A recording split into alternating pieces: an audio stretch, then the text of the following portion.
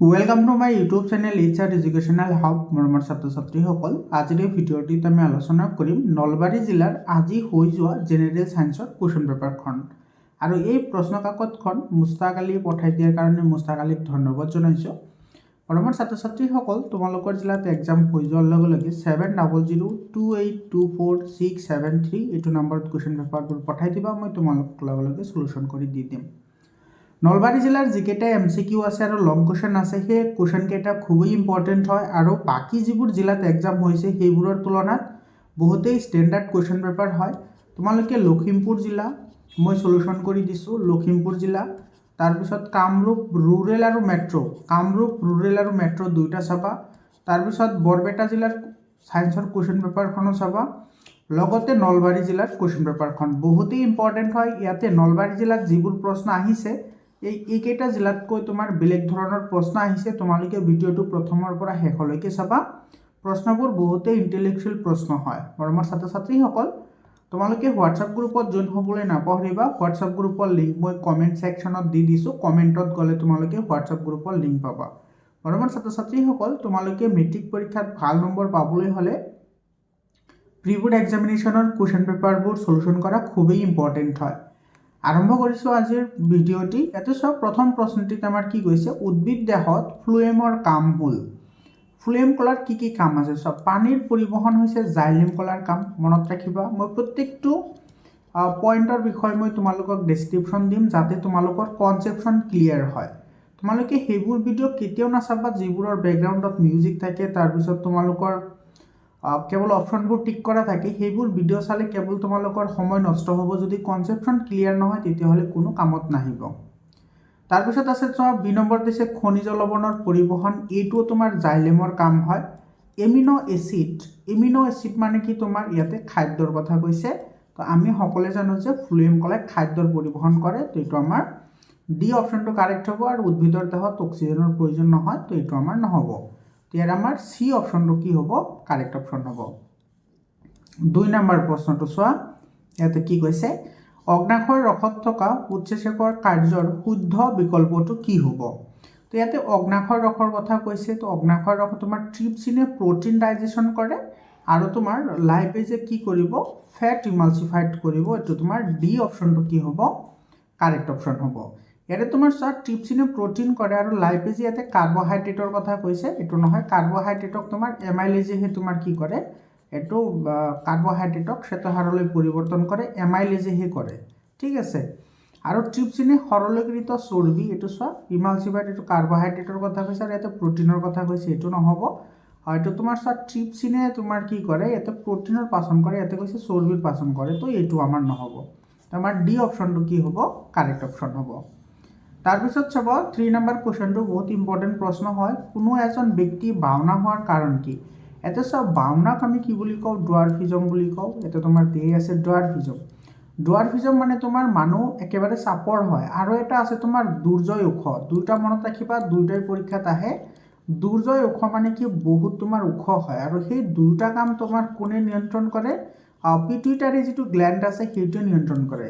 আৰু পিটুইটাৰী যিটো গ্ৰন্থি আছে সেইটো তোমালোকে জানা যে গ্ৰোথ হৰমন কি কৰে, নিহৰণ কৰে, অৰ্থাৎ বৃদ্ধি হৰমন নিহৰণ কৰে। আৰু বৃদ্ধি হৰমন কম হ'লে তোমাৰ বাওনা বেমাৰ হয়, আৰু বৃদ্ধি হৰমন যদি বেছি হয় তেতিয়াহ'লে দুৰ্জয় ওখ বেমাৰ হয়। এইটো ডি অপশ্যনটো কাৰেক্ট হ'ব। যেতিয়া বৃদ্ধি হৰমন কম হয় তেতিয়া বাওনা বেমাৰ হয়, আৰু বৃদ্ধি হৰমন বেছি হ'লে দুৰ্জয় ওখ হয়, দুয়োটা মনত ৰাখিবা। 4 নম্বৰ প্ৰশ্নটো চাবা, এনেকুৱা ধৰণৰ প্ৰশ্ন প্ৰত্যেকটো জিলাতে আহিছে। ডিম্বকৰ দিশে পৰাগনলিকাৰ গতিৰ কাৰণ হৈছে ৰসায়নবিক চলন, এইটো বি অপশ্যন কাৰেক্ট হ'ব। আৰু জলানবিক চলন হ'ল যদি তোমাৰ শিপাবোৰ বা গছবোৰ পানীৰ ফালে গতি কৰে, সেইটোক জলানবিক বুলি কয়।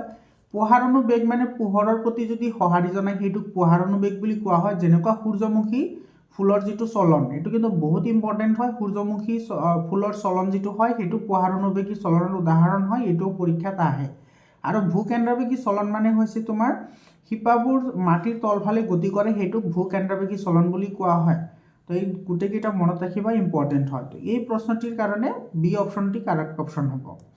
সমসংস্থ অংগৰ উদাহৰণ হ'ল, ইয়াতে চোৱা সমসংস্থ মানে কি, সমসংস্থ মানে যিবোৰৰ উৎপত্তি স্থান একে হয়, মনত ৰাখিবা উৎপত্তি স্থান একে হয়, গঠন একে হয়, গঠনও তোমাৰ কি হয় একে হয়, বাট কাম তোমাৰ কি হয় ভিন্ন, কাম কি ভিন্ন, সেইবোৰক কি বুলি কোৱা হয় সমসংস্থ অংগ বুলি কোৱা হয়। আৰু এটা আছে তোমাৰ সমবৃত্তি অংগ, দুইটা মনত ৰাখিবা, দুইটা ইম্পৰ্টেণ্ট হয়, পৰীক্ষাত প্ৰশ্ন আহে। সমবৃত্তি অংগ মানে তোমাৰ কি গঠন বেলেগ হ'ব পাৰে, গঠন তোমাৰ কি হ'ব পাৰে ভিন্ন হ'ব পাৰে। তাৰপিছত তোমাৰ কি হ'ব পাৰে উৎপত্তি স্থান যিটো আছে সেইটো ভিন্ন হ'ব পাৰে, উৎপত্তি স্থান ভিন্ন হ'ব পাৰে, বাট তোমাৰ কি হ'ব কাম একে হ'ব, কাম কি হ'ব একে হ'ব, সেইবোৰক কি বুলি কোৱা হয় সমবৃত্তি অংগ বুলি কোৱা হয়। সম মানে সমান, বৃত্তি মানে কাম। তো ইয়াতে আমাৰ সমসংস্থ অংগ বাছি উলিয়াবলৈ দিছে। চ' আমাৰ বাহু আৰু কুকুৰাৰ আগঠেং এইটো উৎপত্তি স্থান একে হয় কিন্তু কাম বেলেগ বেলেগ হয়। আমাৰ দাঁত আৰু হাতীৰ দাঁত যিবোৰ আছে সেইটোৰ কথা কৈছে। তো আমাৰ দাঁত আৰু হাতীৰ দাঁতৰ উৎপত্তি স্থান একে হয়, দেখাটো একে হয় কিন্তু কাম বেলেগ বেলেগ হয়। আলু আৰু তোমাৰ ঘাঁহৰ শিপা দুইটাৰে তোমাৰ উৎপত্তি স্থান তোমাৰ কি হয় একে হয়, ভেজিটেটিভ প্ৰপগেশ্যন হয় দুইটা, কিন্তু তোমাৰ দুইটাৰে তোমাৰ কি হয় কাম বেলেগ বেলেগ হয়। ইয়াৰ কি হ'ব ডি অপশ্যনটো কাৰেক্ট হ'ব, ওপৰৰ গোটেইকেইটা। বুজি পালানে?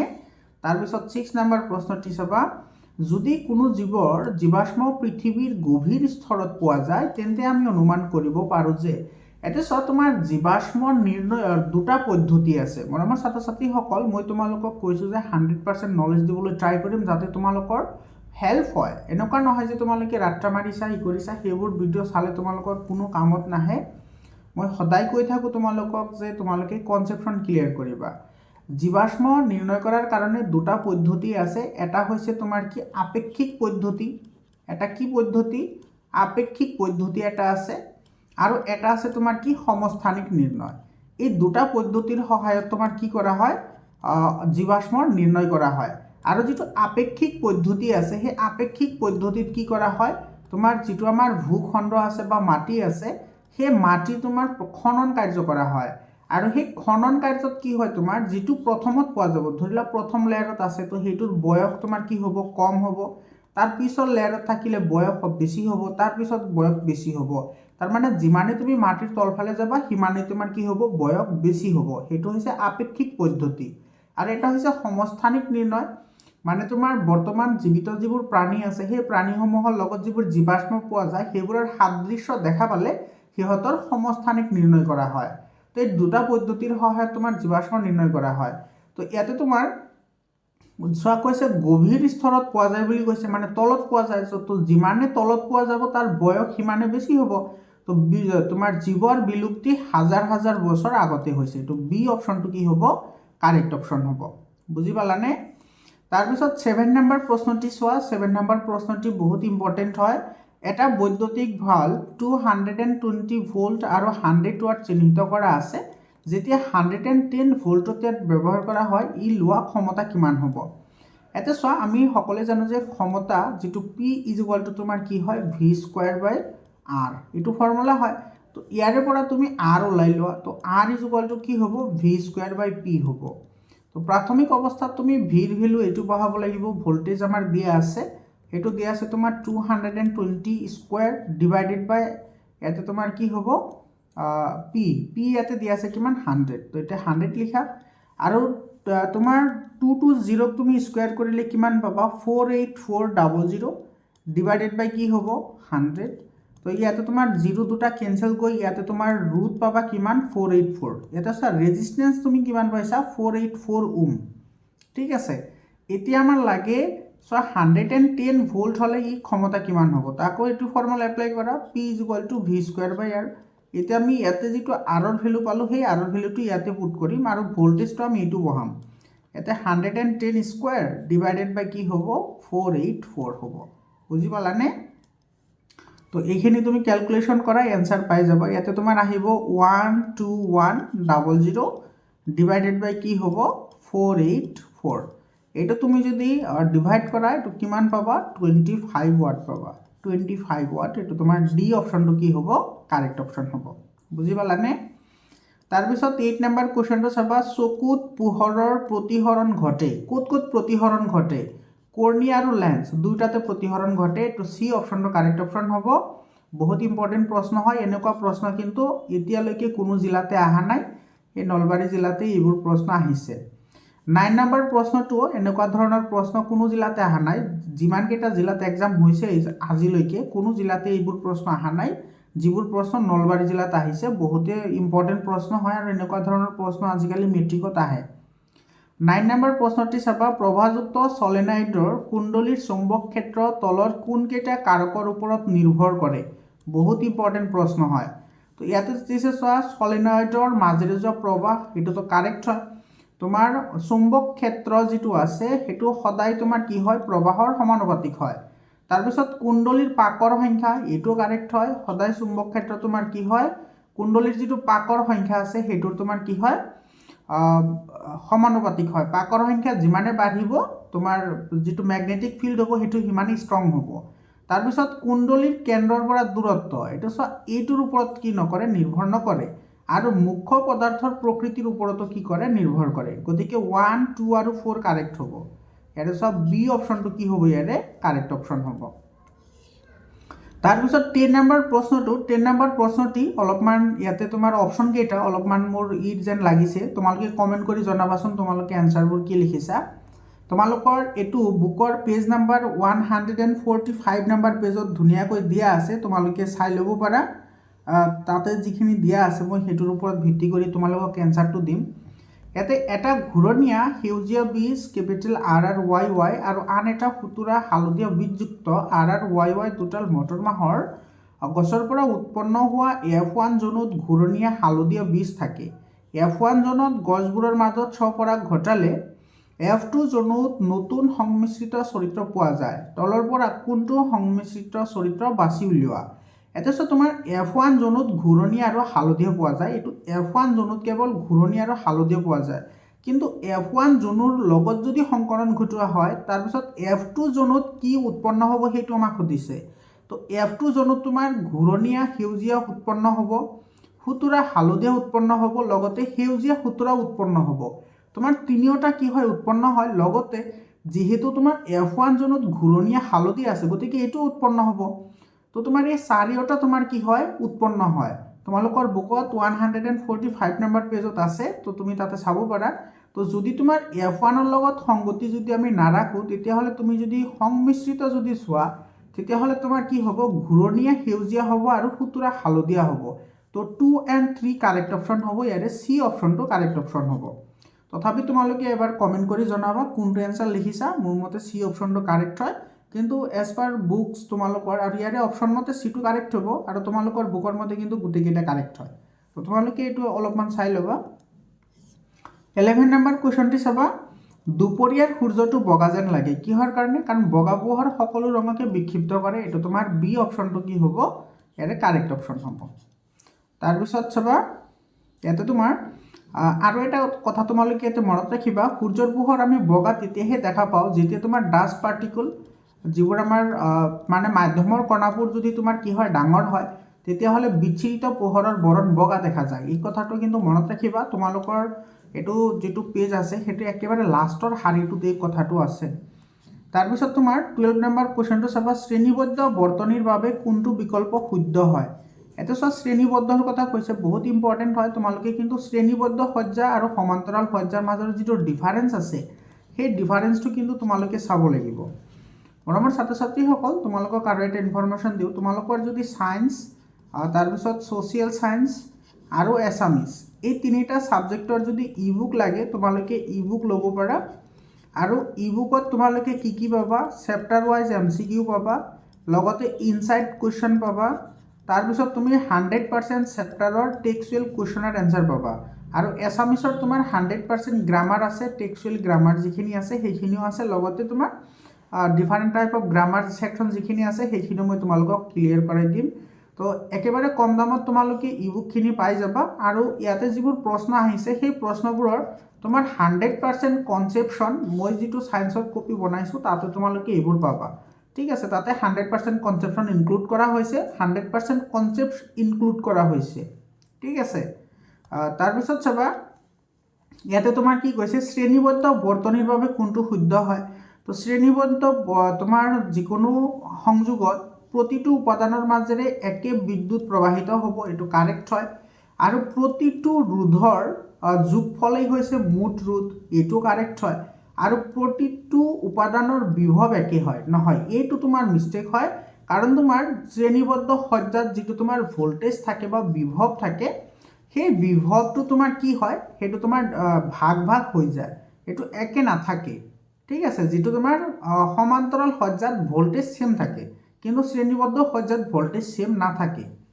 আৰু যদি এটা উপাদান বিকল হয় তেন্তে গোটেই বৰ্তনীটো বিকল হৈ যায়, এইটো কাৰেক্ট হয়। গতিকে 1, 2 and 4 কাৰেক্ট হ'ব। ইয়াৰ এ নম্বৰ অপশ্যনটো চি নম্বৰ অপশ্যনটো কাৰেক্ট হ'ব। 1, 2 and 4, এইটো চি অপশ্যনটো ইয়াৰে কাৰেক্ট অপশ্যন হ'ব। বুজি পালানে? 13 নম্বৰ প্ৰশ্নটো চাবা, তলৰ কোনটো বিকল্প মগজুৰ বিষয়ে সত্য হয়? মগজুৰ কথা কৈছে। মগজুৰ প্ৰধান চিন্তনীয় অংশ হ'ল পশ্চাৎ মস্তিষ্ক, এইটো নহয়। আমাৰ পশ্চাৎ মস্তিষ্কত আমাৰ অনৈচ্ছিক কাৰ্যবোৰ নিয়ন্ত্ৰণ কৰে, ঐচ্ছিক কাৰ্যবোৰ নিয়ন্ত্ৰণ তোমাৰ প্ৰমস্তিষ্কইহে কৰে। শ্ৰৱণ, গোন্ধ, স্মৃতিশক্তি, দৃষ্টি ইত্যাদিৰ কেন্দ্ৰ প্ৰমস্তিষ্কত অৱস্থিত, এইটো কাৰেক্ট হয়। অনৈচ্ছিক কাৰ্য যেনে লালঠি, বমি হোৱা, ৰক্তচাপ আদি পশ্চাৎ মস্তিষ্কৰ মেডুলাৰ দ্বাৰা নিয়ন্ত্ৰিত হয়, এইটো কাৰেক্ট হয়। মেডুলাৰ দে লৰ্চৰ আৰু সমতা ৰক্ষা কৰাত অংশ নলয় বুলি কৈছে, এইটো তোমাৰ অংশ লয়। চেৰিবেলামে দেহৰ লৰ্চৰ আৰু সমতা ৰক্ষা কৰাত সহায় কৰে। তো আমি কি পালোঁ? 2 and 3 হে কাৰেক্ট পালোঁ। তো 2 and 3 চি অপশ্যনটো কি হ'ব? কাৰেক্ট অপশ্যন হ'ব। বুজি পালানে? তাৰপিছত 14 নম্বৰ কুৱেশ্যনটো চাবা, সখনৰ ক্ষেত্ৰত তলৰ কোনটো বিকল্প শুদ্ধ হয়? এই প্ৰশ্নটো তোমাৰ বিশ্বনাথ জিলাতো আহিছে, চেম প্ৰশ্ন আহিছে, এজ ইট ইজ প্ৰশ্ন আহিছে। উশাহ লোৱাৰ সময়ত কামি হাড়বোৰ ভিতৰলৈ গতি কৰে, এইটো আমি যেতিয়া উশাহ ল'লে আমাৰ কামি হাড়বোৰ ভিতৰলৈ গতি কৰে নেকি? বাহিৰ ফালেহে গতি কৰে, ভিতৰলৈ গতি নকৰে। কাৰণ যেতিয়া আমি উশাহ লওঁ আমাৰ বুকুটো ডাঙৰ হয়, সৰু নহয়, এইটো নহ'ব। বায়ুকোষবোৰত সখনত গেছৰ বিনিময় হয়, এইটো কাৰেক্ট হয়। অক্সিজেনতকৈ কাৰ্বন ডাই অক্সাইডৰ প্ৰতি হিমগ্ল'বিনৰ আসক্তি বেছি, এইটো মিষ্টেক হয়। কাৰণ অক্সিজেন তোমাৰ যিটো হিমগ্ল'বিন আছে, সেই হিমগ্ল'বিনে অক্সিজেনৰ প্ৰতিহে আসক্তি বেছি হয়। আৰু এটা বস্তুৰ প্ৰতি আসক্তি বহুত বেছি হয়, সেইটো হৈছে কাৰ্বন মনক্সাইড। কিন্তু ইয়াতে কাৰ্বন ডাই অক্সাইডৰ কথা কৈছে, এইটো নহ'ব। গতিকে আমাৰ এইটো নহয়। গেছৰ বিনিময়ৰ বাবে বায়ুকোষবোৰে পৃষ্ঠভাগ বৃদ্ধি কৰে, এইটো কাৰেক্ট হয়। গতিকে 2 নম্বৰ আৰু 4 নম্বৰ কাৰেক্ট হ'ব। ইয়াৰে ডি অপশ্যনটো কাৰেক্ট অপশ্যন হ'ব। তাৰপিছত 15 নম্বৰ কুৱেশ্যনটি চাবা, গাড়ী চলাই থকা এজন ব্যক্তিয়ে দূৰৰ পথৰ চিন স্পষ্টকৈ পঢ়িব পাৰে যদিও গাড়ীৰ ডেছবৰ্ডত থকা অডোমিটাৰ পাঠ পঢ়িবলৈ অসুবিধা পায়। তাৰমানে কি কৈছে? একেবাৰে চিম্পল হয়। এটা চোৱা, দূৰৰ বস্তু চাব পাৰে, ই তোমাৰ দূৰৰ বস্তু চাব পাৰিছে কিন্তু ওচৰৰ বস্তু চাব পৰা নাই। তাৰমানে কি হৈ আছে? হাইপাৰমেট্ৰপিয়া হৈ আছে মানুহজনৰ। দূৰৰ বস্তু চাব পাৰে, ওচৰৰ বস্তু চাব নোৱাৰে, তো হাইপাৰমেট্ৰপিয়া হৈ আছে। তো হাইপাৰমেট্ৰপিয়া হ'লে তোমাৰ কি হয়? মানুহজনৰ নিকট বিন্দু স্বাভাৱিক দূৰত্বতকৈ দূৰত অৱস্থিত হয়, সেইকাৰণে দূৰৰ বস্তু চাব পাৰে, এইটো কাৰেক্ট হয়। আৰু মানুহজন হাইপাৰমেট্ৰপিয়াত ভুগি আছে, কাৰেক্ট হয়। মানুহজন দূৰবিন্দু অসীমতকৈ ওচৰত আছে, নহয়, এইটো নহয়। আৰু মানুহৰ বিকাৰ আঁতৰাবৰ বাবে অৱতল লেন্সৰ প্ৰয়োজন হয়, নহয়। অৱতল লেন্সৰ সহায়ত আমি মায়'পিয়াহে কাৰেক্ট কৰোঁ, আৰু উত্তল লেন্সৰ সহায়ত আমি কি কৰোঁ? হাইপাৰমেট্ৰপিয়া কাৰেকশ্যন কৰোঁ। গতিকে তোমাৰ এইটো নহ'ব। গতিকে আমাৰ কোনটো কাৰেক্ট পালোঁ? 1 and 2 হে কাৰেক্ট হ'ব। ইয়াৰে এ নম্বৰ অপশ্যনটো কি হ'ব? কাৰেক্ট অপশ্যন হ'ব। তাৰপিছত 16 নম্বৰ প্ৰশ্নটো, এইটো চিম্পল প্ৰশ্ন হয়। ফুলৰ স্ত্ৰী প্ৰজনন অংগ হ'ল মানে তোমাৰ ফিমেল ৰিপ্ৰডাক্টিভ অৰ্গেন, এইটো অভেৰি হয়, ডি অপশ্যন কাৰেক্ট হ'ব। 17 নম্বৰ কুৱেশ্যনটো XYZ ওলাবলৈ দিছে চাবা। এইখিনিক আমি কি বুলি কওঁ? এইখিনি হৈছে তোমাৰ জন্মকাণ্ড। এইখিনি কি হয়? জন্মকাণ্ড। আৰু মাজতে যিটো পত্ৰ থাকে সেইটোক আমি কি বুলি কওঁ? বীজপত্ৰ বুলি কওঁ। আৰু এইটো হৈছে কি? তোমাৰ ভ্ৰূণমূল। এইটো হৈছে ভ্ৰূণমূল। গতিকে এইটো আমাৰ চোৱা, জন্মকাণ্ড, বীজপত্ৰ, ভ্ৰূণমূল, এ নম্বৰ অপশ্যনটো কাৰেক্ট অপশ্যন হ'ব। 17 নম্বৰ কুৱেশ্যনটো চাবা। এইটো বাৰ্ডিং অকাৰ্ছ, এইটো মুকুলোদ্গম ক'ত ক'ত সংঘটিত হয়? এইটো হাইড্ৰা আৰু ইষ্ট, এই দুটাত মুকুলোদ্গম সংঘটিত হয়। তো এ আৰু চি কাৰেক্ট হ'ব। আৰু যিটো স্পাইৰ'গাইৰা আছে সেইটোৱে তোমাৰ কি কৰিব পাৰে? পুনৰ্জনন কৰিব পাৰে, নাইবা বাইনাৰী তোমাৰ কি মাল্টিপুল ফিছনো কৰিব পাৰে, মনত ৰাখিবা। আৰু যিটো প্লাজমডিয়াম আছে সেইটো তোমাৰ কি কৰে?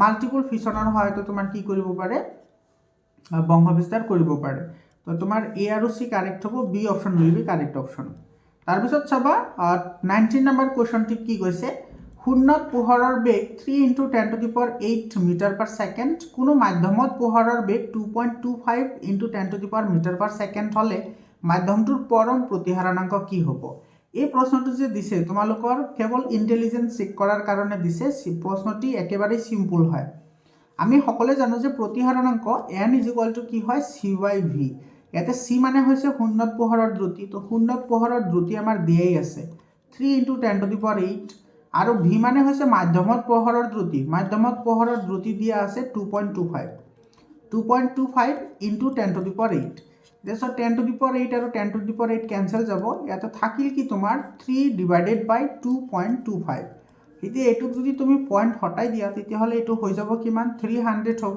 ডিভাইডেড বাই কি হ'ব 225 হ'ব এইটো তুমি কেঞ্চেল আউট কৰা কেঞ্চেল আউট কৰিলে তুমি এইটো কিমান পাবা ইয়াতে তোমাৰ ইফালে তোমাৰ কিমান আছে 15 4 5 এইটো 4 এৰে দিলে কিমান টাইম যাব 4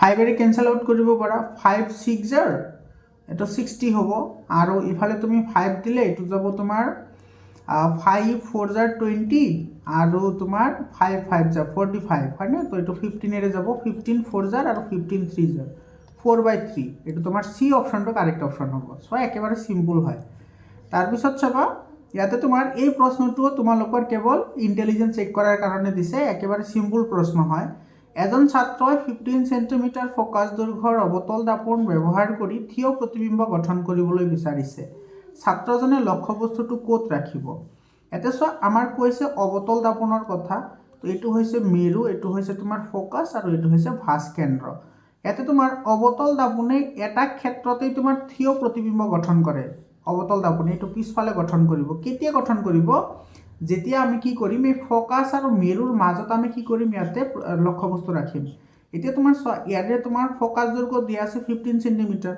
মানে এইখিনিৰ দৈৰ্ঘ্য আমাৰ দিয়া আছে 15 সেন্টিমিটাৰ তো আমি লক্ষ্যবস্তুটো আমি ক'ত ৰাখিব লাগিব এই এফ আৰু পিৰ মাজত ৰাখিব লাগিব তাৰ মানে 15 সেন্টিমিটাৰতকৈ কম দূৰত্বত ৰাখিব লাগিব এইটো এ নম্বৰ অপশ্যনটো কি হ'ব কাৰেক্ট অপশ্যন হ'ব তাৰপিছত 21 নম্বৰ কুৱেশ্যনটো চাবা তলৰ কোনকেইটা সমতল দাপোনে গঠন কৰা প্ৰতিবিম্বৰ ধৰ্ম সমতল দাপোনে গঠন কৰা প্ৰতিবিম্ব সদায় অক্ষত হয় থিয় হয় আৰু পাৰ্শ্বীয়ভাৱে ওলোটা হয় এইটো 1 2 আৰু 3 হ'ব এইটো চোৱা 2 3 আৰু 1 দিয়া আছে তোমালোকে কিন্তু এনেকুৱা অপশ্যনবোৰ খুব ভাবি চিন্তি দিবা কাৰণ ইয়াতে চোৱা তোমাৰ 1 টো লাষ্টত দিয়া আছে এইটো তোমাৰ বি অপশ্যনটো কাৰেক্ট অপশ্যন হ'ব পাৰ্শ্বীয়ভাৱে ওলোটা মানে তোমালোকে যেতিয়া আইনাৰ সন্মুখত থিয় হ'বা থিয় হ'লে তোমালোকৰ বাওঁ হাতখন সোঁ হাত দেখা যায় আৰু সোঁ হাতখন বাওঁ হাত দেখা যায় তো এইটোক পাৰ্শ্ব প্ৰতিলম্বন বুলি কয় ঠিক আছে তাৰপিছত 22 নম্বৰ কুৱেশ্যনটো চাবা প্ৰবাহিত সলিনয়েড এটাৰ ভিতৰৰ চুম্বক ক্ষেত্ৰ এটা যে সলিনয়েড এটাৰ ভিতৰৰ চুম্বক ক্ষেত্ৰ সদায় তোমাৰ সুষম প্ৰকৃতিৰ হয় সুষম প্ৰকৃতিৰ মানে গোটেইকেইটা প্যাৰেলেল হয় এইটো বি অপশ্যন কাৰেক্ট হ'ব 23 নম্বৰ কুৱেশ্যনটি চোৱা এইটো বহুত ইম্পৰ্টেণ্ট প্ৰশ্ন হয় এইটো প্ৰশ্ন কোনো জিলাতে অহা নাই এনেকুৱা ধৰণৰ প্ৰশ্ন পোন পৰিবাহীৰ মাজেৰে যোৱা প্ৰবাহৰ বাবে সৃষ্টি হোৱা চুম্বক ক্ষেত্ৰ কোনকেইটা উক্তি শুদ্ধ চুম্বক ক্ষেত্ৰ প্ৰবাহৰ সমানুপাতিক এইটো কাৰেক্ট হয় তাৰপিছত দূৰত্ব বঢ়াৰ লগে লগে কোনো পৰিবাহীৰ প্ৰদত্ত প্ৰবাহে সৃষ্টি কৰা চুম্বক ক্ষেত্ৰৰ মান কমি যায় এইটো কাৰেক্ট হয় তোমালোকৰ বুকত এনেকুৱা এটা তোমাৰ ইয়াতে ডায়াগ্ৰাম দিয়া আছে এইটো চাবা এনেকুৱা তোমাৰ ঐককেন্দ্ৰিক বৃত্তৰ ওপৰত এনেকুৱা এটা ডায়াগ্ৰাম দিয়া আছে ইফালে এনেকা ইয়াতে তোমাৰ এইটো ইয়াতে যদি তোমাৰ চুম্বক ক্ষেত্ৰ সৃষ্টি হয় আৰু এইখিনি যদি তোমাৰ চুম্বক ক্ষেত্ৰ হয় তেতিয়াহ'লে ইয়াৰে যিমানে দূৰত্ব বাঢ়িব দূৰত্ব বাঢ়াৰ লগে লগে ইয়াৰে যিটো তোমাৰ ইণ্টেনচিটি আছে অৰ্থাৎ ইয়াৰে যিটো প্ৰাবল্য আছে সেইটো তোমাৰ ধীৰে ধীৰে কমি যাব লাহে লাহে কমিব তো এইটো আমাৰ কাৰেক্ট হয় তাৰপিছত কৈছে কি চোৱা পোন পৰিবাহী তাৰৰ কেওকাষে বলৰেখাবোৰ নিৰ্দেশ কৰা আৰ্হি একক কেন্দ্ৰীয় এইটো চোৱা এইটো মই আঁকি দিলোঁ এইটোতো হয়ে আৰু তোমাৰ 4 নম্বৰত কি কৈছে ইয়াতে পৰিবাহীৰ মাজেৰে যোৱা প্ৰবাহৰ মান বাঢ়িলে প্ৰদত্ত বিন্দুত সৃষ্টি হোৱা চুম্বক ক্ষেত্ৰৰ মান কমে এটা সব প্ৰবাহৰ মান ইয়াতে কৈ যে চুম্বক ক্ষেত্ৰ প্ৰবাহৰ সমানুপাতিক অৰ্থাৎ প্ৰবাহৰ মান বাঢ়িলে চুম্বক ক্ষেত্ৰৰ মান বাঢ়িব গতিকে প্ৰবাহৰ মান বাঢ়িলে চুম্বক ক্ষেত্ৰৰ মান কমিব নোৱাৰে এইটো মিস্টেক হ'ব গতিকে 1 2 and 3 কাৰেক্ট হ'ব ইয়াৰে এ নাম্বার অপশনটো কারেক্ট অপশন হ'ব তার পিছত কোশ্চেনটো চাবা বহুত ইম্পর্টেন্ট কোশ্চেন হয় ক্লোরো অ্যালকালি প্রক্রিয়াত এনোডত মুক্ত হওয়া গেছবিধ কি হয় ক্লোরিন হয় এনোডত ক্লোরিন গেছ মুক্ত হয় আৰু তোমাৰ ক্যাথোডত হাইড্ৰোজেন গেছ মুক্ত হয় মনত ৰাখিবা দুইটা ইম্পৰ্টেন্ট হয় তাৰ পিছত তোমাৰ 25 নম্বৰ প্ৰশ্নটি পানীৰ সৈতে বিক্ৰিয়া কৰিলে পানীৰ পৃষ্ঠত উপঙি উঠা মৌল দুবিধ ম্যাগনেসিয়াম আৰু ক্যালসিয়াম বহুত ইম্পৰ্টেন্ট হয় এইবোৰ প্ৰশ্ন আৰু কিয় উপঙি উঠে এইটো প্ৰশ্ন হতে যে তোমাৰ পানীৰ লগত যেটো কম প্ৰবল বেগেৰে বিক্ৰিয়া কৰাৰ ফলত উৎপন্ন হোৱা হাইড্ৰোজেন গেছটো এই ধাতুসমূহৰ পৃষ্ঠত লাগি ধৰে এনেকে তোমাৰ পৃষ্ঠত কি কৰে লাগি ধৰে আৰু যিখিনিয়ে তোমাৰ তাপ উৎপন্ন হয় সেই তাপখিনিয়ে তোমাৰ হাইড্ৰোজেন গেছক দাহিত কৰাৰ কাৰণে পৰ্যাপ্ত নহয় সেই কাৰণে তোমাৰ কি কৰে তোমাৰ এই মৌল দুটা পানীত ভাহি থাকে D option will B correct option তাৰপিছত কৈছে যে তোমাৰ এক্স কি হ'ব ইয়াতে চোৱা এইটো দিছে তোমাৰ এলকহলৰ পৰা তোমাৰ ইথিন উৎপন্ন হৈছে অৰ্থাৎ তোমাৰ কাৰ্বক্সিলিক গ্ৰুপৰ পৰা তোমাৰ অসংপৃক্ত হাইড্ৰোকাৰ্বন উৎপন্ন হৈছে তো ইয়াতে তোমাৰ কি হয় কোনটো তোমাৰ ইউজ কৰা হয় এইটো ঘাড় সালফিউৰিক এসিড ইউজ কৰা হয় ইয়াতে তোমাৰ এ নাম্বাৰ অপশনটো কাৰেক্ট অপশন হ'ব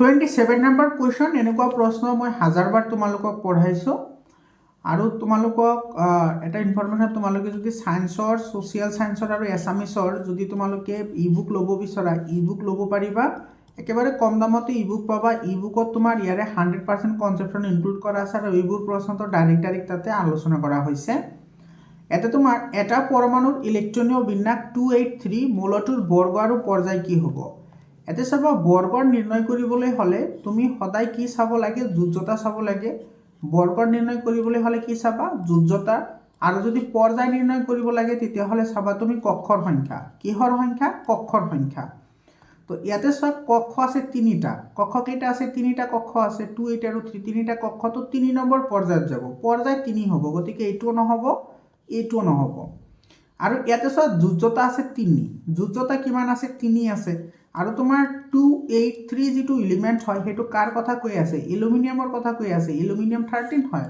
আৰু এলুমিনিয়াম এটা মেটেল হয় তো যদি মেটেল হয় তেতিয়া হলে তোমাৰ এলুমিনিয়ামটো ক'ত থাকিব হেতু তুমি বিচাৰি উলিয়াব লাগে এলুমিনিয়ামটো 13ত থাকিব কাৰণ ইয়াতে তোমাৰ সবা এটো তোমাৰ এ নম্বৰ অপশনটো কি হ'ব কাৰেক্ট অপশন হ'ব কাৰণ এটো তোমাৰ কি আছে 3 আছে হয়নে তো 3 যদি হয় তেতিয়া হলে তোমাৰ ইফালৰ পৰা 18 17 16 15 14 আৰু 13 এটা হ'ব 0 1 2 3 4 ইফালে আহে তোমাৰ 3 আৰু কি 5 তো এইটো চোৱা 3 তো এইটো 30 নম্বৰ বৰ্গত আহিব এইটো তোমাৰ ই নম্বৰ অপশনটো কাৰেক্ট অপশন হ'ব ঠিক আছে 3 নম্বৰ তোমাৰ এইটো পৰ্যায় আহিব আৰু বৰ্গ আহিব 13 তাৰ পিছত চাবা এছাৰশন ৰিজনিংৰ প্ৰশ্ন হয় এইটো সহযোজী যৌগৰ অণুবিলাকৰ মাজৰ আন্তঃআণৱিক বল কম এইটো কাৰেক্ট হয় এটো সহযোজী যৌগবোৰৰ মাজৰ আন্তঃআণৱিক আকৰ্ষণ বল তোমাৰ কি হয় কম হয় কাৰেক্ট আৰু সহযোজী যিবোৰ যৌগ আছে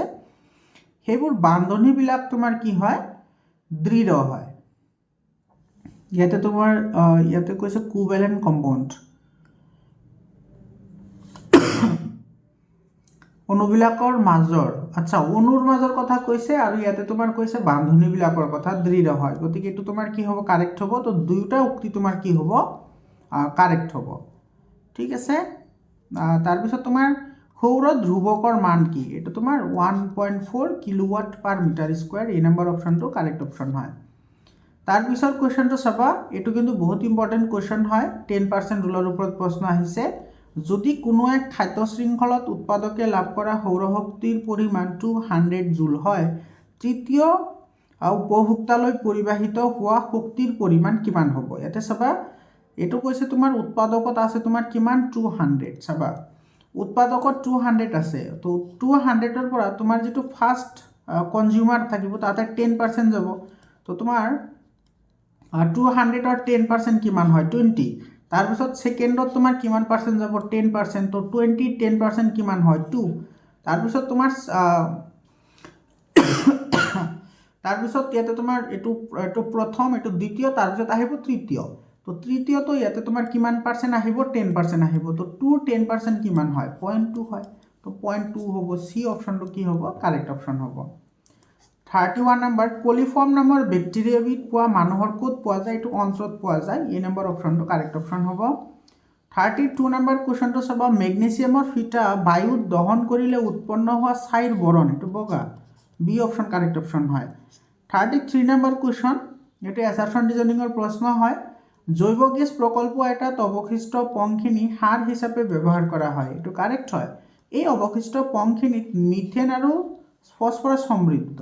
এতিয়া চোৱা, মিথেনৰ কথা কৈছে। মিথেন এটা গেছ হয়। গেছ কেতিয়াও তোমাৰ এৰ লগত কেনেকৈ মিক্স হৈ থাকিব? মিক্স হৈ থাকিব নোৱাৰে, এইটো ফলছ হয়। এছাৰশ্যন কাৰেক্ট হয়, ৰিজনটো ফলছ হয়। এছাৰশ্যন কাৰেক্ট, ৰিজন ফলছ, এইটো চি অপশ্যন কি হ'ব? কাৰেক্ট অপশ্যন হ'ব। 34 নম্বৰ কুৱেশ্যনটি চাবা, যেতিয়া কোনো এটা পৰীক্ষা নলীত এচিডৰ দ্ৰৱৰ সৈতে ক্ষাৰকৰ দ্ৰৱ মিহলোৱা হয়, এতিয়া চাবা এচিড আৰু ক্ষাৰকৰ মাজত ৰিয়াকশ্যনৰ কথা কৈছে। তো এচিড আৰু বেছ যেতিয়া তোমাৰ দুয়োটা একেলগ হ'ব, তেতিয়াহ'লে তোমাৰ কি হ'ব? ইয়াৰে যিটো তোমাৰ টেম্পাৰেচাৰ আছে, টেম্পাৰেচাৰটো ইনক্ৰিজ হ'ব, লগতে সল্ট ফৰ্মেশ্যন হ'ব। তো দ্ৰৱটোৰ উষ্ণতা বৃদ্ধি পাব, লগতে লৱণ উৎপন্ন হ'ব। তো 1 and 4 কাৰেক্ট হ'ব। 1 and 4, এইটো চোৱা, এই নম্বৰ অপশ্যনটো কি হ'ব? কাৰেক্ট অপশ্যন হ'ব। তাৰপিছত 35 নম্বৰ কুৱেশ্যনটি চাবা, ইয়াতে তোমাৰ আইৰণৰ লগত ৱাটাৰে ৰিয়াকশ্যন কৰি আইৰণ অক্সাইড আৰু তোমাৰ হাইড্ৰজেন গেছ উৎপন্ন কৰিছে। তো ইয়াতে চোৱা, আছিল আইৰণৰ পৰা আইৰণ অক্সাইড আহিছে, মানে অক্সিজেন যোগ হৈছে। অক্সিজেন যোগ হ'লে তোমাৰ কি হয়? জাৰিত হোৱা বুলি কওঁ। তো আইৰণ জাৰিত হৈছে, 1 নম্বৰটো কাৰেক্ট হয়। আৰু ইয়াতে ৱাটাৰত অক্সিজেন আছিল, ইয়াতে অক্সিজেন নোহোৱা হৈছে। তো অক্সিজেন হেৰাইছে, অক্সিজেন হেৰালে পানী বিজাৰিত হৈছে, এইটো কাৰেক্ট হয়। আৰু তোমাৰ এই বিক্ৰিয়াটোত পানীয়ে কি কৰিছে? জাৰক হিচাপে কাম কৰিছে। জাৰক মানে কি? জাৰক মানে যিয়ে বেলেগক অক্সিজেন দিয়ে। তো এতিয়া ইয়াতে চাবা, ৱাটাৰে, ইয়াতে পানীয়ে অক্সিজেন কাক দিছে? আইৰণক অক্সিজেন দিছে। মন কৰিবা দেই, জাৰক আৰু জাৰণ কিন্তু একে নহয়। জাৰণ মানে হৈছে তোমাৰ অক্সিজেন যোগ হোৱা, আৰু জাৰক মানে যিয়ে বেলেগক অক্সিজেন দিয়ে। তো ইয়াতে ৱাটাৰে কাক অক্সিজেন দিছে? তোমাৰ আইৰণক অক্সিজেন দিছে। গতিকে ইয়াতে ৱাটাৰ জাৰক পদাৰ্থ হিচাপে কাম কৰিছে। গতিকে 1, 2 আৰু 3 কাৰেক্ট হ'ব। 1, 2, 3, এই নম্বৰ অপশ্যনটো কাৰেক্ট অপশ্যন হ'ব। 6 নম্বৰ কুৱেশ্যনটো চাব, তলৰ কোনবোৰ আম্লিক অক্সাইড? চোৱা, চিম্পল কনচেপ্টনৰ প্ৰশ্ন হয়, কিন্তু বহুত ইম্পৰ্টেণ্ট হয়। আম্লিক অক্সাইড চাবা, যিবোৰ তোমাৰ অধাতৱীয় অক্সাইড আছে, অধাতৱীয় অক্সাইডবোৰ সদায় আম্লিক হয়, আৰু তোমাৰ ধাতৱীয় অক্সাইডবোৰ ক্ষাৰকীয় হয়। এতিয়া চোৱা, K2O, এতিয়া কে হৈছে তোমাৰ ধাতু, গতিকে এইটো ধাতৱীয় অক্সাইড, এইটো ক্ষাৰকীয় হয়। কাৰ্বন ডাই অক্সাইড, এইটো কাৰ্বন অধাতু হয়, গতিকে এইটো আম্লিক হ'ব। এলুমিনিয়াম অক্সাইড, এলুমিনিয়াম এটা ধাতু হয়, গতিকে এইটো অক্সাইড তোমাৰ কি হ'ব? ক্ষাৰকীয় হ'ব। আৰু নাইট্ৰজেন অধাতু হয়, গতিকে এইটো হ'ব। গতিকে তোমাৰ 2 and 4 কাৰেক্ট হ'ব। 2 and 4, এইটো চাৰ ডি অপশ্যন কি হ'ব? কাৰেক্ট অপশ্যন হ'ব। বুজি পালানে? 37 নম্বৰ চাব, তলৰ কোনবোৰ যোগাত্মক বিক্ৰিয়া দেখুৱাই? চোৱা, যোগাত্মক বিক্ৰিয়া সেইবোৰেহে দেখুৱায় যিবোৰ তোমাৰ কি হয়? অসম্পৃক্ত হাইড্ৰকাৰ্বন হয়। অসম্পৃক্ত হাইড্ৰকাৰ্বনবোৰেহে যোগাত্মক বিক্ৰিয়া দেখুৱায়। আৰু অসম্পৃক্ত হাইড্ৰকাৰ্বন মানে কি? তোমাৰ ডাবল বন্ড থাকিব লাগিব, নাইবা ট্ৰিপল বন্ড থাকিব লাগিব। আৰু যদি ডাবল বন্ড হয়, তেতিয়াহ'লে এইটো ফৰ্মুলাত আহিব CnH2n, আৰু যদি ট্ৰাইপল বন্ড হয়, তেতিয়াহ'লে এইটো ফৰ্মুলাত আহিব 2n-2। এতিয়া তোমাৰ এই দুটা যে তোমাৰ আছে, সেইটো চোৱা, তোমালোকে ইয়াতে C2H4 আছে, গতিকে এইটো ফৰ্মুলাত আছে। তাৰপিছত C3H6, এইটো ফৰ্মুলাত আছে, মানে অসম্পৃক্ত হয়। ইয়াতে তোমাৰ C4H10, এইটো চাবা, ইয়াতে তোমাৰ C4H10 আছে, মানে এইটো তোমাৰ এইটো ফৰ্মুলাত আছে। CnH2n+2 আছে, এইটো তোমাৰ এলকেন হয়। আৰু সৰি বাৰু, এলকেনবোৰ তোমাৰ কি যোগাত্মক বিক্ৰিয়া দেখুৱাব নোৱাৰে, কাৰণ এলকেনবোৰ সংপৃক্ত হয়, গতিকে এইটো নহ'ব। আৰু C4H6, এইটোতো তোমাৰ এইটো ফৰ্মুলাত আছে। গতিকে 1, 2 আৰু কি হ'ব? 4 হ'ব ইয়াৰে শুদ্ধ উত্তৰ। 1, 2, 4, এইটো চোৱা, এই নম্বৰ অপশ্যনত আছে, গতিকে এই নম্বৰ অপশ্যনটো কাৰেক্ট হ'ব। 38 নম্বৰ কুৱেশ্যনটি চাবা, ডবাৰেনাৰৰ ট্ৰায়াড বুলি কৈছে। তো লিনাক এটা আছে, মানে লিথিয়াম, ছডিয়াম, পটেছিয়াম, তাৰপিছত কলেবৰি, মানে ক্লৰিন, ব্ৰমিন, আয়ডিন, এইকেইটা 1 and 2, এইটো এই নম্বৰ অপশ্যনটো কি হ'ব? কাৰেক্ট অপশ্যন হ'ব। তো তোমাৰ ডবাৰেনাৰৰ ট্ৰায়াড আছে 3টা। তোমালোকে এনেকৈ মনত ৰাখিব পাৰা, লিনাক এটা, মই এনেকৈ মনত ৰাখিছিলোঁ, লিনাক, তাৰপিছত তোমাৰ কলেবৰি, আৰু এটা হৈছে কাছৰবাৰী, এইটো মানে lithium, sodium, potassium, chlorine, bromine, iodine, calcium, strontium, barium, এইটো কাছৰবাৰী, এইটো সৰি BE। BA কাছৰবাৰী এইকেইটা তাৰপিছত তোমাৰ দিছে চাবা ইয়াতে তোমাৰ কি কৈছে সিলভাৰ ক্লোৰাইড আৰু সিলভাৰ আৰু ক্লোৰিনলৈ বিযোজিত হৈছে ইয়াতেতো সানলাইট দিব লাগে সূৰ্যৰ পোহৰ দিব লাগে গতিকে পোহৰৰ দ্বাৰা সংঘটিত বিযোজন বিক্ৰিয়া কাৰেক্ট হয় উৎপন্ন হোৱা দ্ৰৱৰ বৰণ পাতল হালধীয়া নহয় এটা কলা বগা ফটোগ্ৰাফিকত ব্যৱহাৰ কৰা হয় এইটো কাৰেক্ট হয় আৰু বিদ্যুতৰ দ্বাৰা সংঘটিত বিযোজন বিক্ৰিয়া নহয় বিদ্যুতৰ দ্বাৰা সংঘটিত নহয় ইয়াতে চাবা ইয়াতে যেটো তোমাৰ হালধীয়া বৰণৰ কথা কৈছে যেতিয়া সিলভাৰ ক্লোৰাইড সূৰ্যৰ পোহৰত ৰখা হয় তেতিয়া তোমাৰ সিলভাৰ আৰু ক্লোৰিনলৈ বিযোজিত হোৱাৰ পিছত তোমাৰ সিলভাৰৰ যেটো বৰণ হেতু মটিয়া হয় এটো কি কালাৰৰ হয় মটিয়া কালাৰৰ হয় আৰু সিলভাৰ ক্লোৰাইডৰ যেটো বৰণ হয় হেতু বগা হয় মনত ৰাখিবা ইম্পৰ্টেন্ট হয় তো ইয়াতে তোমাৰ 1 নাম্বাৰ 2 আৰু তোমাৰ 3 নাম্বাৰটো কাৰেক্ট হ'ব 1 and 3 সি অপশনত আছে সি অপশনটো আমাৰ কাৰেক্ট অপশন হ'ব উদ্ভিদে উৎপাদিত কিছুমান বৰ্জিত পদাৰ্থক পুৰৰ জাইলেম কলাত সঞ্চিত কৰি ৰাখে কি হিচাপে সঞ্চিত কৰে আঠা আৰু ৰেজিন হিচাপে গতিকে 1 আৰু কি হ'ব 3 নম্বৰ অপশনটো কাৰেক্ট হ'ব C option will be correct option 41 number কোৱেশ্চনটি চাবা 41 নম্বৰ কোৱেশ্চনত কি কৈছে হেক্সিনত থকা সহযোজী বান্ধনীৰ সংখ্যা হেক্সিন কৈছে হেক্সিন মানে এটো তোমাৰ অসম্পৃক্ত হাইড্ৰকাৰ্বন হয় আৰু এতে ডাবল বন্ড আহিব কাৰণ ইন আহিছে ইন আহিলে ডাবল বন্ড আহে আৰু হেক্স মানে হৈছে 6 গতিকে 6টা কাৰ্বন আহিব আৰু ডাবল বন্ড থাকিব কাৰ্বন কাৰ্বনৰ মাজত ডাবল বন্ড এটা ডাবল বন্ড থাকিব 1 2 3 4 5 আৰু 6 এতিয়া তুমি ইয়াৰে ব্যালেন্সিং কমপ্লিট কৰা হাইড্ৰোজেন দি ইফালে হাইড্ৰোজেন আহিব ইফালে হাইড্ৰোজেন তো দুটা দুটা হাইড্ৰোজেন আহিব তো টোটাল বন্ড ইয়াতে কেইটা হ'ব চাবা 1 2 3 4 5 6 7 8 9 10 11 12 13 14 15 আৰু ইফালে 1 2 3 4 5 6 ছয়টা আহিল তো তোমাৰ ইফালে 1 2 3 4 5 6 7 8 9 10 11 12 13 14 15 16 17 এটো বি অপশনটো কারেক্ট অপশন হ'ব আৰু যদি তোমাৰ টোটাল যদি বন্ধনী সোধে তেতিয়া হলে কিন্তু টোটাল 22টা বন্ধনী আছে এতে এতে তোমাৰ দুটা দুটা বন্ড আছে এতে দুটা দুটা বন্ড আছে তো ইফালে আছে 12টা 13 14 15 16 17 18 19 20 21 22 এতে 22টা বন্ড থাকিব টোটাল ঠিক আছে তুমি এটো চাই লবা আৰু তাৰ পিছত তোমাৰ 42 পানী গৰম কৰিবলৈ সৌৰজল হিটাৰ এটাত ব্যৱহাৰ কৰিব নোৱাৰা দিন এটো তোমাৰ সোলাৰ সেল কেতিয়া নচলে যেতিয়া তোমাৰ ডাৱৰীয়া দিন থাকে বি অপশন কাৰেক্ট হ'ব তাৰ পিছত 43 নম্বৰ তলৰ কোনবিধ গছ আৰাবাৰী ফৰেষ্টৰ লগত জড়িত এটো হাল গছ জড়িত বি অপশনটো কাৰেক্ট অপশন হয় 44 নম্বৰ কোৱেশ্চনটি চাবা শস্যবৰ্তনী হোৱাৰ সময়ত বৰ্তনীত বুজন পৰিমাণ বৃদ্ধি পায় এটো সি অপশনটো কাৰেক্ট হ'ব আৰু 45 নম্বৰটো কোনটো অপহৰণ বিক্ৰিয়াত দেখাব এটা অপহৰণ বিক্ৰিয়া সেইবোৰেহে দেখাব যিবোৰত তোমাৰ কি হয় এটা অধিক সক্ৰিয় মৌল এটা থাকিব এটা কপাৰ আছে আৰু এটা সোডিয়াম আছে তো কপাৰতকৈ সোডিয়াম তোমাৰ কি হয় অধিক সক্ৰিয় হয় গতিকে কপাৰে সোডিয়ামক অপহৃত কৰিব নোৱাৰে মেগনেছিয়ামতকৈ এলুমিনিয়াম সক্ৰিয় হয় গতিকে এলুমিনিয়ামে মেগনেছিয়ামক তোমাৰ সেপাৰেট কৰিব নোৱাৰে তাৰ পিছত তোমাৰ সিলভাৰ আৰু ইফালে আছে আয়ৰন এটা আয়ৰনটো বেছি সক্ৰিয় সিলভাৰতকৈ গতিকে ই তোমাৰ সেপাৰেট কৰিব নোৱাৰিব আৰু কিন্তু কপাৰটো তোমাৰ অধিক সক্ৰিয় হয় সিলভাৰৰ তুলনাত গতিকে কপাৰে সিলভাৰক সেপাৰেট কৰিব ইয়াৰে পৰা গতিকে এটো আমাৰ ডি অপশনটো কি হ'ব কাৰেক্ট অপশন হ'ব মৰমৰ ছাত্ৰ ছাত্ৰীসকল এইখিনি আছিল 45 টা এমজিকিউ আশা কৰিছো তোমালোকে ভিডিওটো শেষলৈকে চাইছা আৰু যদি কমপ্লিট চাইছা তেতিয়াহলে মই ভাবো তোমালোকৰ বহুতখিনি সহায় হ'ব তোমালোকে ভিডিওটো লাইক কৰিবা শেয়াৰ কৰিবা আৰু ইয়াতে যিবোৰ লং কোৱেশ্চন আহিছে লং কোৱেশ্চনবোৰ কিন্তু বহুত ইম্পৰ্টেন্ট হয় ডাইৰেক্টলি কাৰ্যকলাপবোৰ দি দিছে তো তোমালোকে এইবোৰ ভালদৰে পঢ়িবা মৰমৰ ছাত্ৰ ছাত্ৰীসকল এইবোৰ তোমালোকে পৰীক্ষাত ভাল নম্বৰ এটা পাবলৈ হলে প্ৰিবোৰ্ড এক্সামিনেশনৰ কোৱেশ্চন পেপাৰবোৰ তোমালোকে কৰাটো খুবই ইম্পৰ্টেন্ট হয় আৰু এটো তোমাৰ এইবোৰ প্ৰেক্টিস কৰিবা ভালদৰে এইবোৰ চোৱা ধুনীয়া কোৱেশ্চন আহিছে এইবোৰ কোৱেশ্চন আহিছে চোৱা এইবোৰ প্ৰশ্ন আহিছে আৰু ইয়াতে তোমাৰ চোৱা এই যেটো প্ৰশ্ন আছে এই প্ৰশ্নটি তোমাৰ বিদ্যুৎ ঋণাত্মকতা মানে 5 নম্বৰ চেপ্টাৰৰ যিমান কেটা এক্টিভিটি আছে এই গুটেকেটা এক্টিভিটি মই 100% ডিসকাশন কৰিছো তোমালোকে প্লেলিষ্টত গৈ ভিডিও চাই লব পাৰা আৰু তোমাৰ হেতু চেপ্টাৰৰ পৰা 100% এক্টিভিটি প্ৰশ্ন আহিবই এটো তোমাৰ 2000% গ্যাৰান্টি তুমি ধৰি থোৱা 3 মাৰ্ক এটা পাবাই তোমালোকে তাৰ পিছত এইবোৰ প্ৰশ্ন আহিছে চোৱা তোমাৰ ছাত্ৰ ছাত্ৰীসকল আজিৰ কাৰণে এইখিনিয়ে আকৌ লগ পাম বেলেগ এটা ভিডিওলৈ ধন্যবাদ